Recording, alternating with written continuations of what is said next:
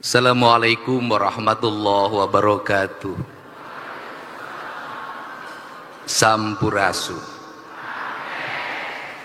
Segenap keluarga besar guru Republik Indonesia, seluruh provinsi Jawa Barat, keluarga besar Pramuka, dan seluruh hadirin yang hadir pada kesempatan pagi hari ini, semoga kita memiliki nurani, memiliki kesadaran bahwa kita ini tinggal di bumi yang terdiri dari empat kalimat pancer.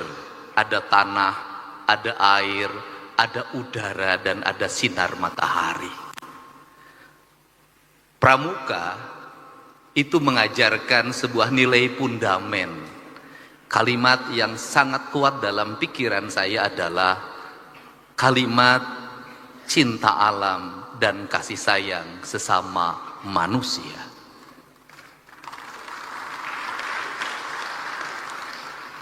Orang Bali merumuskan tentang nasionalisme dengan kalimat dengan 4 warna. Tanah dilambangkan dengan warna hitam, air dilambangkan dengan warna putih, angin dilambangkan dengan warna kuning, dan cahaya matahari atau panas dilambangkan dengan warna merah. Keempat itu menjadi konsistensi bagi orang Bali dengan ajaran Trihita Karana. Dan kalau kita mau melakukan pengkajian secara mendalam, itu sama dengan ajarannya Wiwitan. Lama kita masuk dalam sebuah kerangka berpikir bahwa itu dalam kaidah agama kita dianggap sebagai perbuatan kemusyrikan. Dengar Wiwitan penuh dengan ketakutan. Maka saya lama sekali menghadapi itu dengan penuh kesabaran. Dede Mulyadi representasi dari Wiwitan.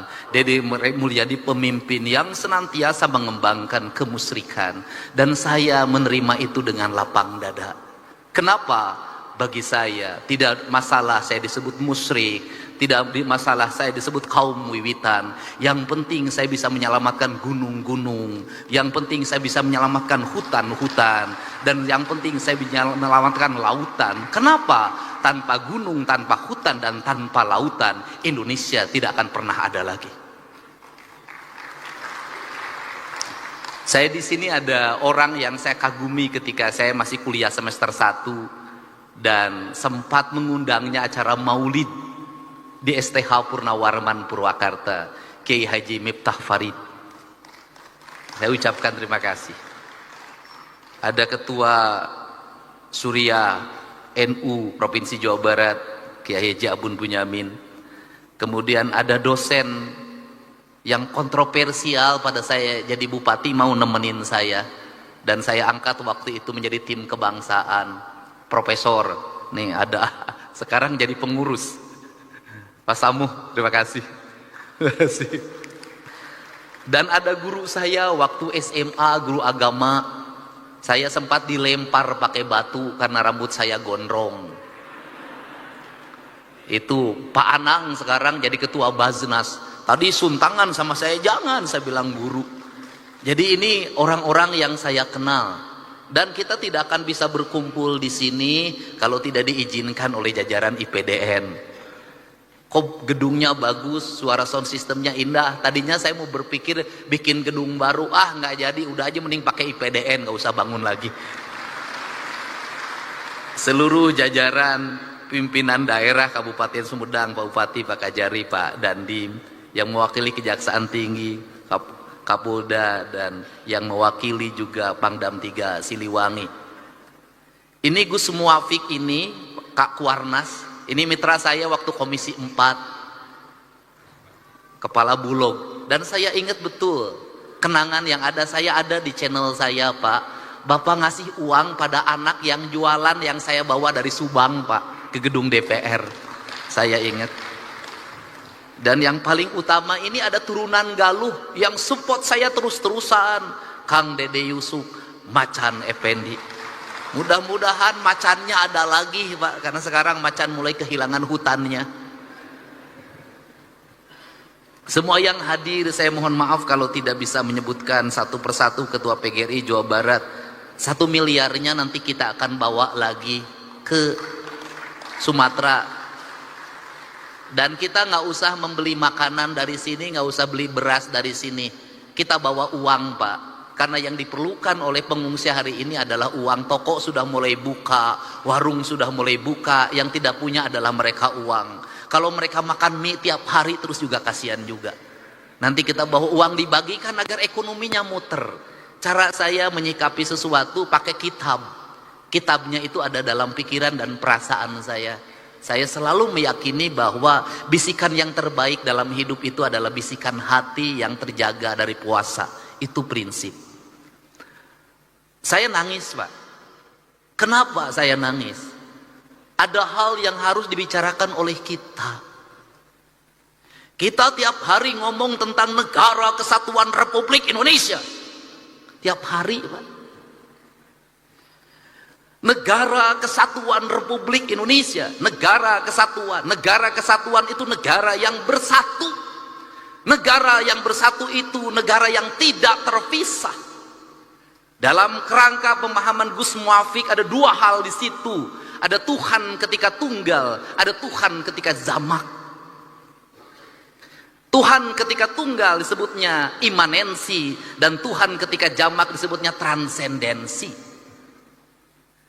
Ritualitas kita sudah sangat taat orang Indonesia terhadap ritualitas. Umroh ngantri, haji ngantri. Luar biasa ritualitas kita. Masjid terbangun di mana-mana dengan indah. Tetapi ada 2 hal yang hilang, tercerabut dalam tradisi agama kita adalah kita mencintai Tuhan tapi lupa terhadap hukum Tuhan. Hukum Tuhan yang benar, yang tidak perlu ditafsirkan, yang tidak melahirkan mazhab, yang tidak melahirkan kelompok, yang tidak melahirkan ormas adalah hukum alam. Hukum matahari tidak akan pernah berubah. Hukum tanah tidak akan pernah berubah. Hukumnya air tidak akan berubah. Hukumnya udara tidak akan pernah berubah. Tidak perlu pakai tafsir.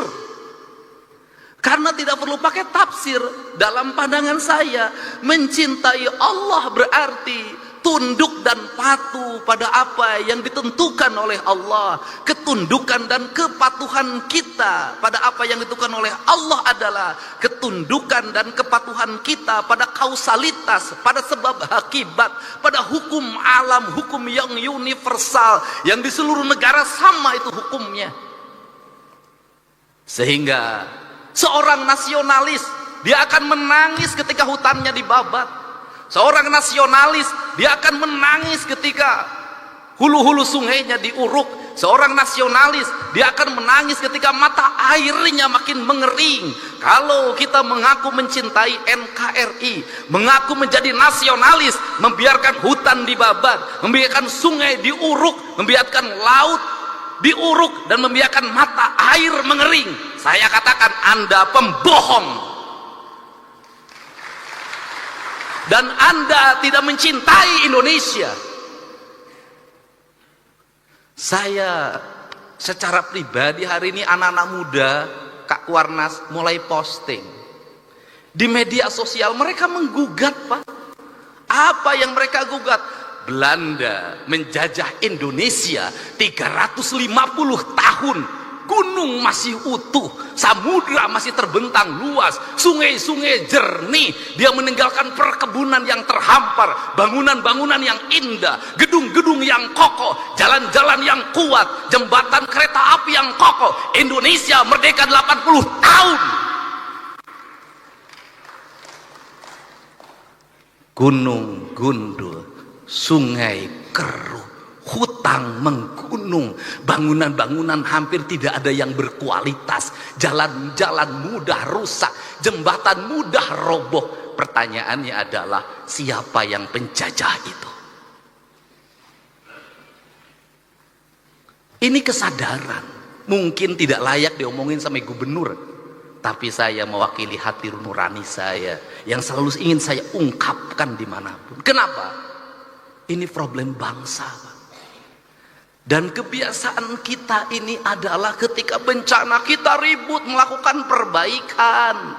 Tapi nanti ketika sudah musim kemarau lagi, lupa lagi. Berbuat lagi.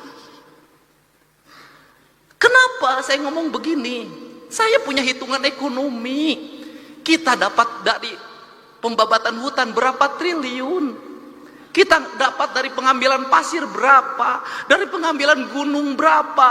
Tapi ketika bencana berapa puluh triliun, ratus triliun yang harus kita kerahkan. Rugi. Bangun jalan di Jabar, baru bangun diinjek lagi sama Toronton yang tonasenya 40 ton, 30 ton, rugi, Pak. Dan semua orang diam, berdiri seperti patung. Patung dimusrikan, tapi sikap kita yang mematung, membiarkan kerusakan terhadap Indonesia dianggap ada sikap yang beriman. Gak bisa. Sehingga inilah yang ingin saya bangun.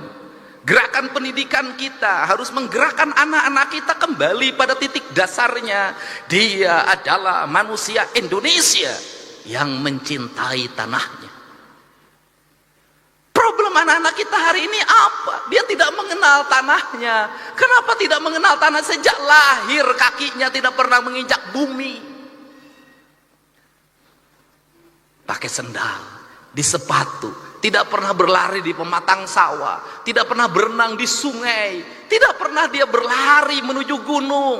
Dia menghabiskan waktu dalam setiap hari hanya dengan gadget. Dia mengenal ikan di gadget. Dia mengenal padi di gadget. Dan setelah itu negara lain mengintip kita.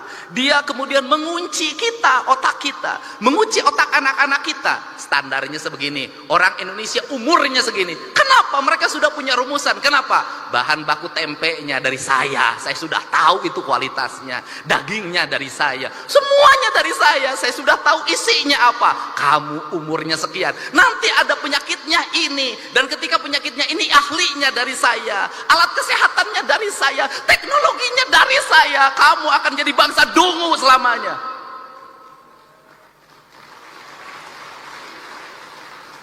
Saya tahu yang begini, Pak. Setelah itu permainannya dari saya, filmnya dari saya, permainannya dari saya, gambar-gambarnya dari saya, semuanya dari saya. Kita menjadi bangsa penjual, penghamba. Kita kaya, tapi posisi kita menjadi orang miskin. Kita ini bangsa kaya raya, Pak Ketua DPRD, tapi kita kayak orang miskin. Mangga diambil dan kita menyembah pada yang mengambilnya. Ini prinsip. Gerakan kepramukaan harus seperti ini. Gerakan agama harus seperti ini, menjadi solidaritas kesadaran. Kenapa? Mumpung masih ada waktu, sebelum semuanya terlambat. Saya ngomong hari ini, pramuka itu kitri. Pertanyaan saya, siapa yang nanam kelapa hari ini? Tiap hari itu dalam tradisi Sunda itu sebenarnya nggak boleh dawegan itu. Dawegan itu sakral aja, hanya untuk sesajen. Itu nggak boleh.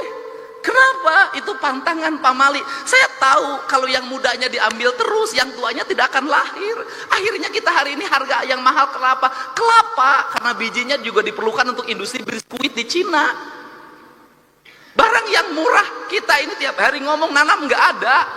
Maka pemerintah Provinsi Jawa Barat tahun ini itu membuat sebuah kewajiban, seluruh bantaran sungai setelah dinormalisasi, setelah rumah-rumah kumuhnya dibongkar, maka harus tanamin pohon kelapa sepanjangnya.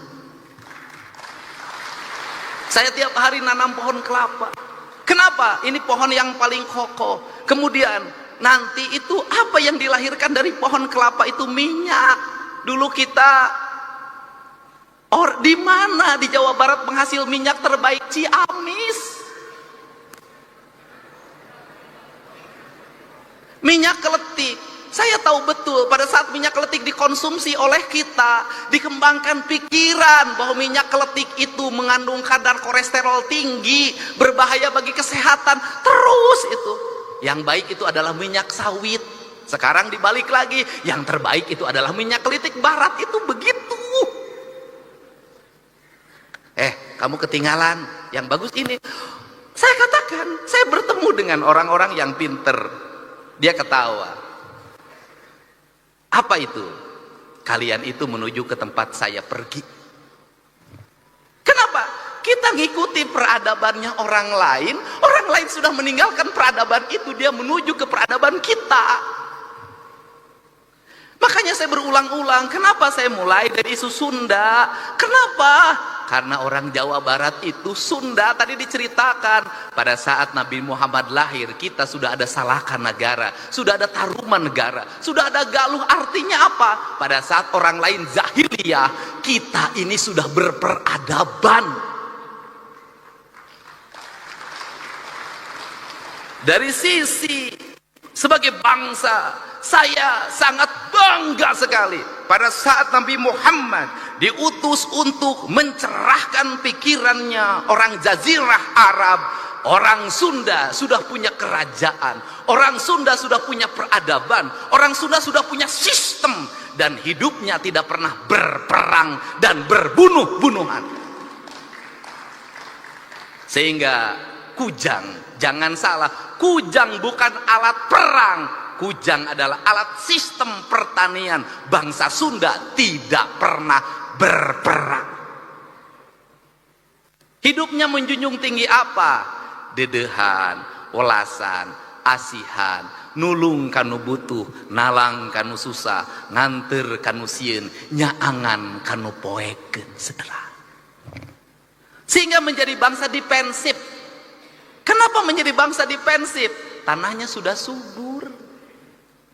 Nggak usah, biasanya bangsa yang suka perang itu adalah bangsa yang di tanahnya kering. Dia mencari sumber energi, dia mencari sumber pertanian. Kita mengesagala ayak, makanya gaya hidupnya si Kabayan. Kenapa gaya hidup si Kabayan? Bari ngagerek ceuri ge nuna bubuk menang lauk. Sederhana.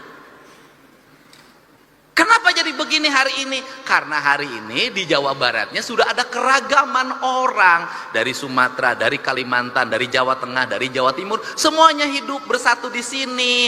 Maka sekarang kita berkompetisi. Nggak bisa ngandelin lagi ngagerek celi. Lamun ngagerek celi mana? Celi terus kayak manajer benang kubatur alam. Makanya dirubah lagi oleh saya, harus kecekatan, tepat waktu, efektif. Dan saya contohkan di acara-acara provinsi, MC cuman pertama, kesininya nggak usah. Kenapa? Menghambat waktu dan cermin orang bodoh.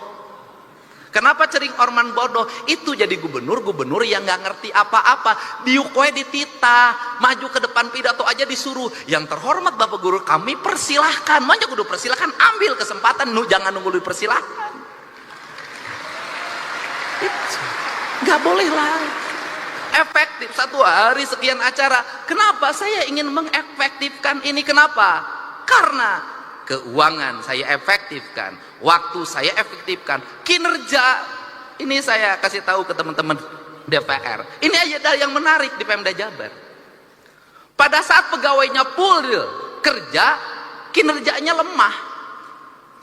Pada saat pegawainya setengahnya yang kerja, setengahnya di rumah, kinerjanya malah lebih bagus.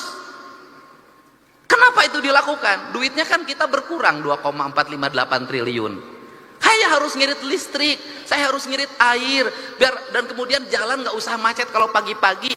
Akhirnya pegawainya setengahnya sekarang WFH di rumah aja. Kemudian lebih produktif saya lihat, dan mereka pendapatannya lebih baik. Kenapa? Tiap hari nggak usah jajan di kantin, nggak usah ngongkos mobil. Tapi kan kinerjanya, ini alam sudah beda, bukan alam lagi berkumpul hari ini. Hari ini adalah alam berproduksi. Produksi hari ini nggak usah lagi panas-panasan, bisa jadi sambil tiduran. Memang dunianya sudah dunia digital. Ini birokrasi modern. Tetapi kalau untuk pendidikan dasar nggak boleh.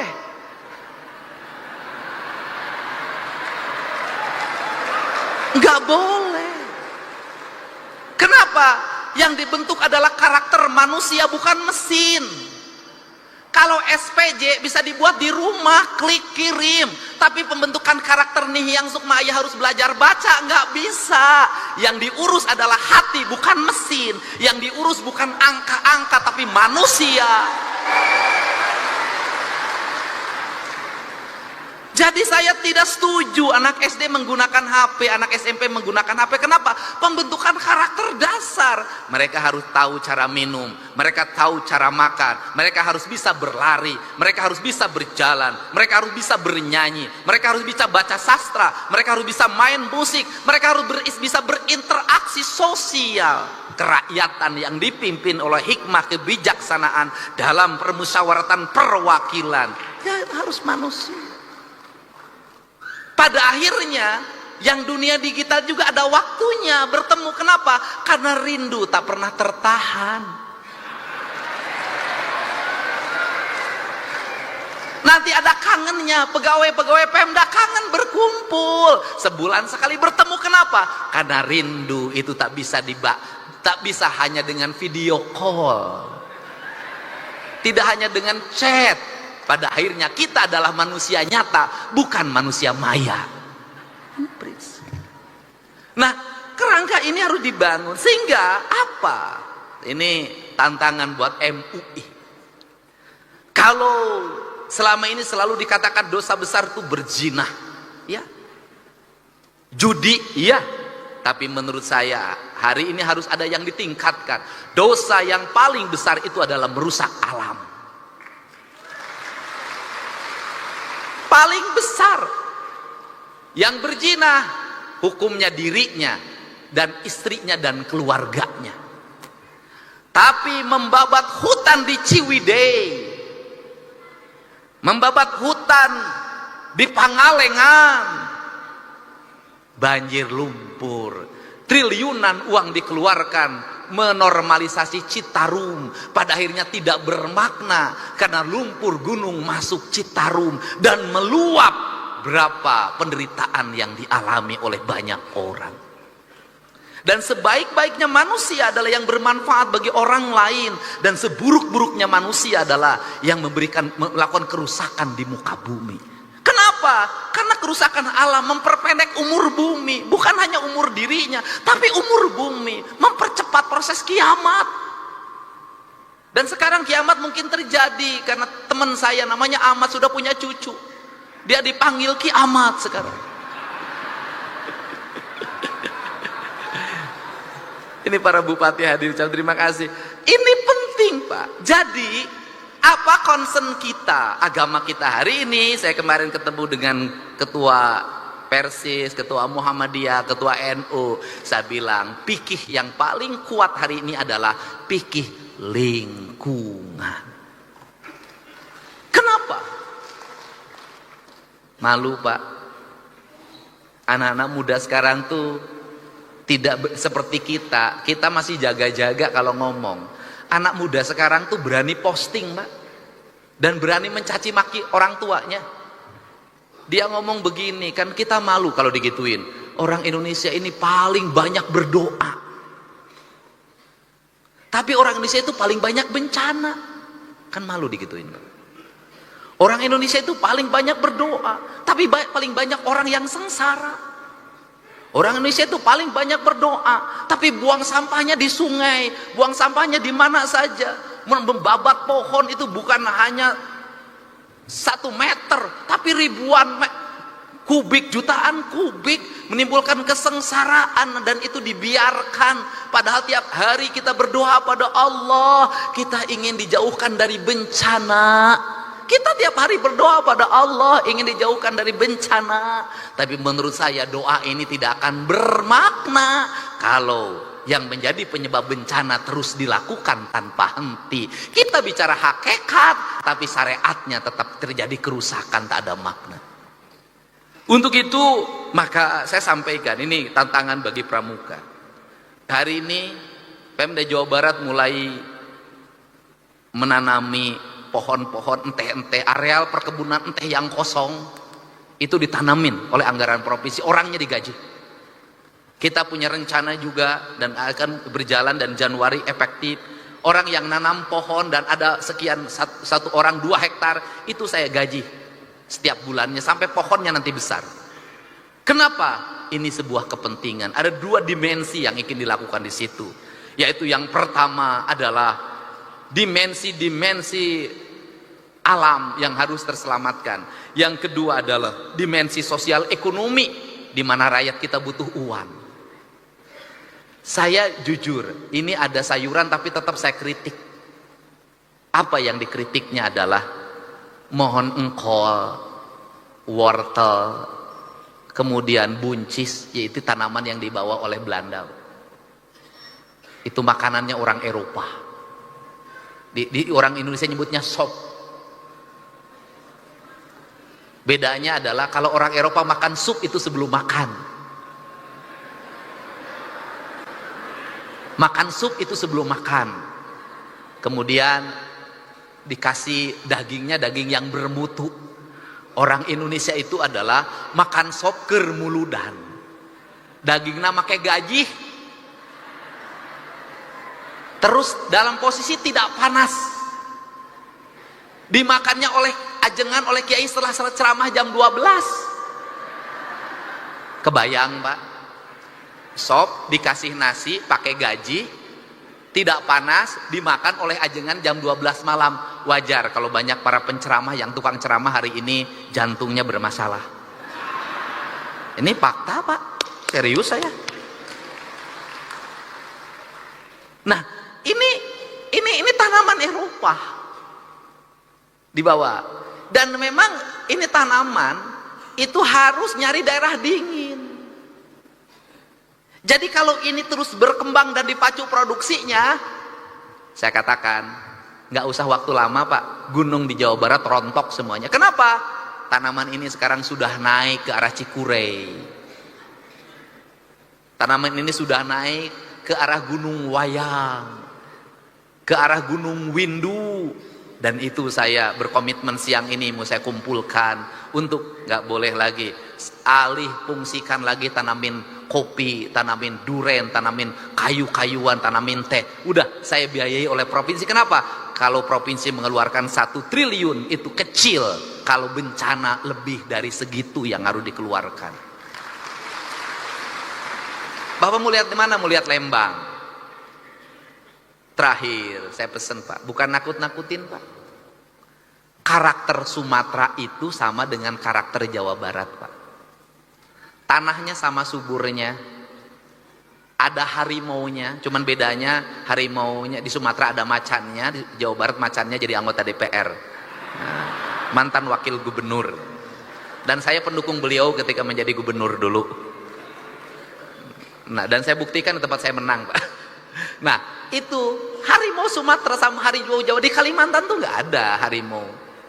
Jadi tanah gembur. Jadi Belanda itu menetapkan Sumatera berdasarkan peneliti BRIN dari UGM. Itu dulu Belanda menetapkan sebagai daerah hijau, daerah hutan lindung, daerah konservasi, daerah taman nasional. Jawa Barat juga sama, daerah di sini nih mulai Bandung, Lembang, terus ke Garut, terus ke peradabannya, dan kemudian terus di daerah Cipanas, semua sama. Jadi kalau tekstur tanahnya terus dicabutin akarnya, maka potensi longsor sangat tinggi. Ditambah lagi ada potensi paling berat, sesar Lembang. Dan kalau sesar Lembang, nauzubillah jangan terjadi, kita berharap. Maka siapa yang paling berat? Bandung. Karena Bandung itu cekungan. Begitu gunungnya jatuh roboh, air meluap, maka ini akan berubah menjadi danau dengan tingkat air yang sangat tinggi. Untuk itu ada 2 hal yang mesti kita lakukan. 1, kita mencoba untuk segera membenahi alam Jawa Barat ini yang rusak. Yang kedua, setelah membenahi alam ini, setelah sungainya dinormalisasi, setelah pohon-pohonnya ditanam, setelah gunung-gunungnya dihijaukan, setelah kita melakukan ikhtiar kemanusiaan, maka kita berpasrah pada Allah. Jangan berpasrah terus tanpa ikhtiar kemanusiaan. Nah, ini yang saya sampaikan, sehingga saya mengucapkan terima kasih. Sekolah-sekolah, dinas pendidikan harus mulai dirumuskan kurikulum yang paling utama kita hari ini bukan lagi ngajarin anak-anak menggunakan gadget. Nggak usah diajarin anak-anak kita lebih pinter dari kita. Nggak usah diajarin anak-anak kita menggunakan HP, laptop, udah lebih pinter dari kita. Yang harus diajarin anak-anak kita hari ini adalah kembali sekolah bukan hanya ruang kelas yang digunakan, tetapi luang alam terbuka sebagai basic pembentukan pendidikan. Jadi kalau ada satu hari saya harapkan nanti Ketua Kuarda Jawa Barat, kalau ada satu hari anak-anak pakai pramuka di sekolah, terutama SD dan SMP dan SMA, SMK, saya harapkan di baju pramuka itu mereka tidak di dalam kelas, tapi mereka berada di luar kelas, membersihkan sungai, menanam pohon, kemudian belajar memasak di alam terbuka. Dia memahami lingkungan. Kenapa? Anak-anak kita hari ini nggak bisa lagi masak sayur asem, tidak bisa nyambel, tidak bisa nyangu, tidak bisa ngaliwet.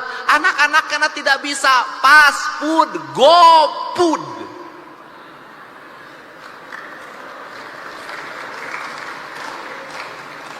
Dan saya katakan, saya bukan menakut-nakuti. Kalau anak-anak kita mengkonsumsi makanan-makanan kelas rendahan, umurnya terbatas, penyakitnya banyak.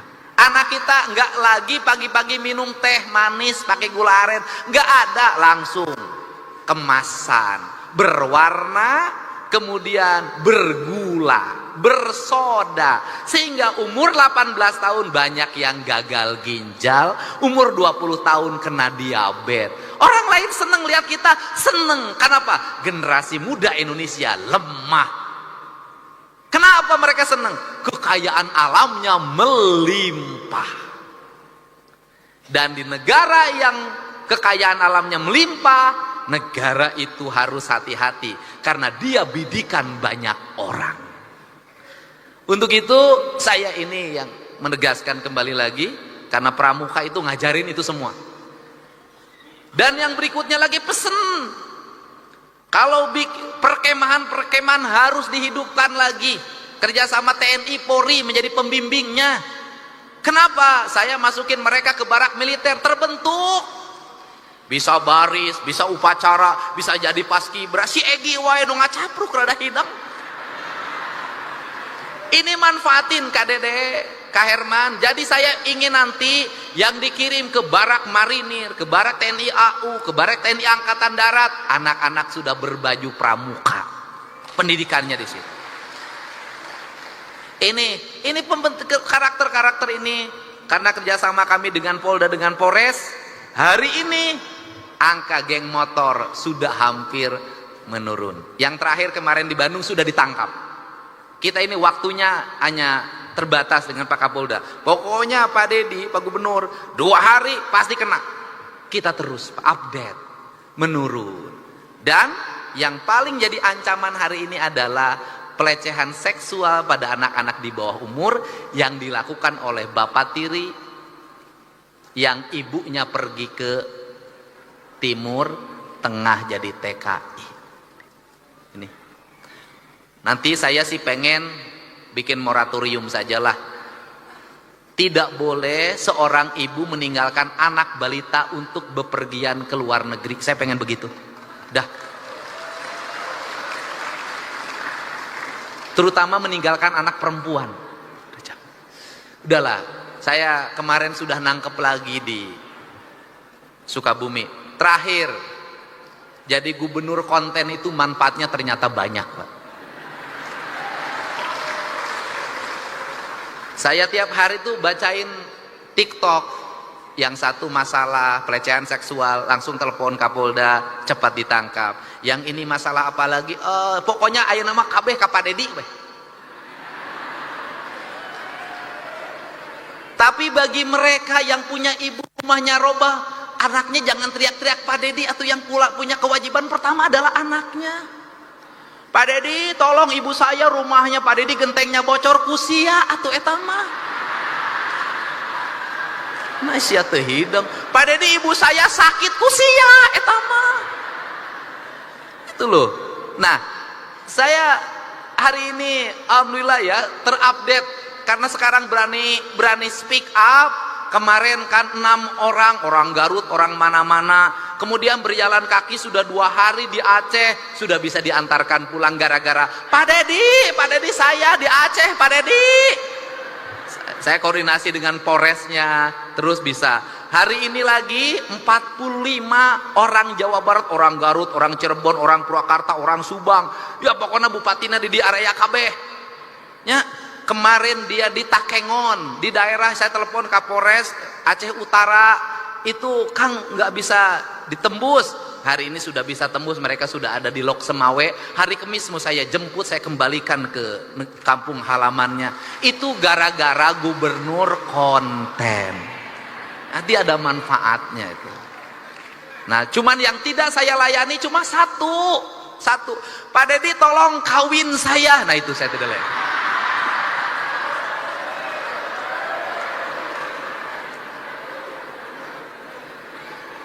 Kenapa saya sudah ngomong untuk urusan itu? Gus, omongan saya apa? Janji politik pasti saya tepati, tapi janji menikahi belum tentu saya turuti.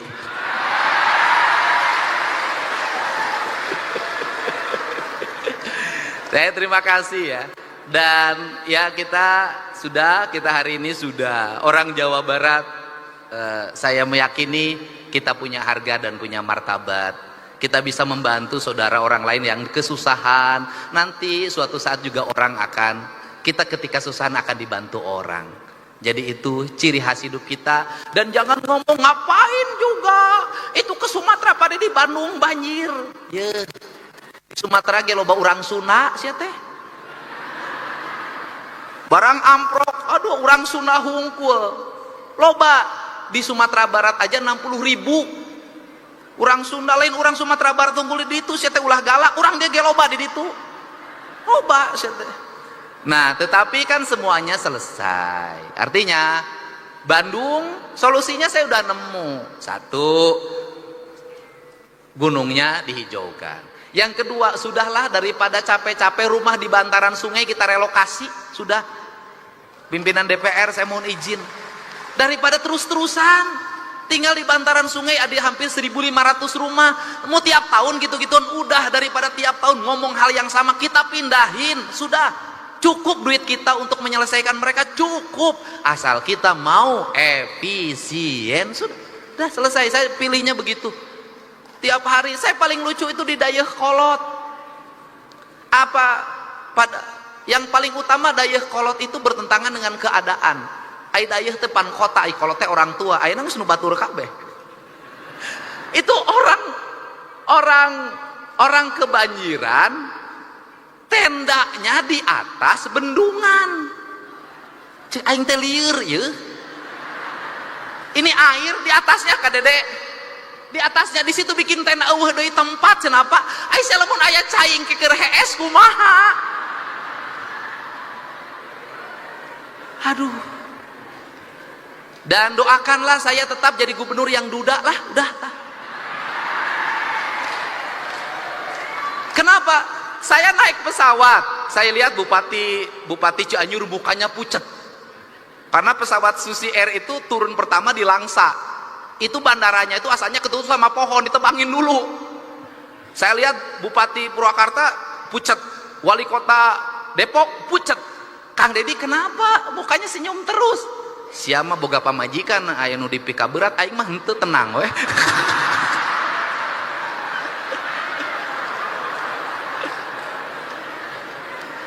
Orang lain begitu turun langsung WA-nya pada keluar. Papa, alhamdulillah selamat papa, muah. Aing begitu dibuka, begitu ada WA langsung. Pak Dedi, ya anu di Bandung ya Dayakolot ya butuh selimut ya Pak Dedi. Aing nu kieu di wae ka aing. Sudahlah Pak, jadi berbahagialah punya gubernur duda karena tak ada rasa takut dalam dirinya. Yang dirindukan hanya warganya, bukan orang yang dicintai di rumahnya. Biarkan saya tadi pagi itu anak saya ngamuk, pucat wajahnya, dan kemudian ternyata Nihiang itu marah karena ketuk kamar saya dikunci, saya lagi mandi. Kemudian, kamu kenapa? Habis itu anak saya langsung masuk kamar meriksa. Ternyata anak saya cemburu, takut saya ada perempuannya di dalam. Udah Nihiang, kan ayah sudah ngasih tahu, ayah tidak mungkin bawa perempuan di hadapan Nihiang, kan gitu.